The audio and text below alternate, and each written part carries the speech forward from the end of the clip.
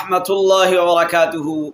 M बाबू तनोली एक मरतबा फिर अपने देखने सुनने चाहने वालों के लिए हाजिर है, ढेर सारी दुआएं लेकर। ए रब्बे कायनात, तू मेरे चाहने सुनने देखने वालों को गैब के ख़जानों से वसअत वाला रिज़्क़ नसीब फरमा। जो मसाइल का सिलसिला चल रहा है उसको आगे बढ़ाते हुए, उसको आगे चलाते हुए मैं मुख्तसर और कुरान और हदीस के मुताबिक आपको मसाइल बताता हूँ। अगर आप चाहते हैं कि आपको ये मसाइल समझ आए तो आप मेरी पूरी वीडियो को देखा करें, और अगर आप चाहते हैं कि दूसरों को ये मसाइल समझ आए तो आप इन वीडियो को शेयर किया करें।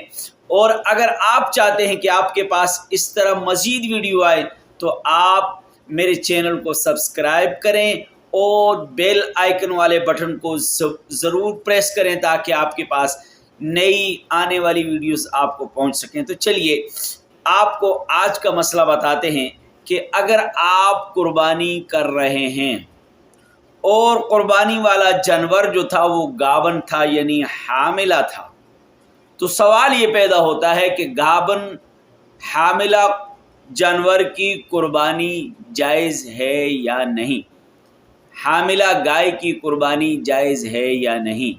बाज़ लोग भैंस ज़बह करते हैं, हामिला भैंस की, गाबन भैंस की कुर्बानी जायज़ है या नहीं।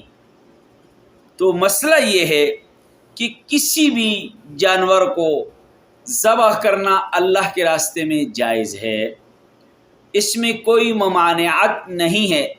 लेकिन इस चीज़ का अगर आप ख्याल करेंगे, आप थोड़ा इसमें गौर व फिक्र करेंगे कि गाबन जानवर की शरअन मना नहीं है, लेकिन थोड़ी सी इंसानियत के तकाज़े, थोड़ा सा इंसान को अपनी सोच होती है कि मेरे से किसी के ऊपर जुल्म ना हो।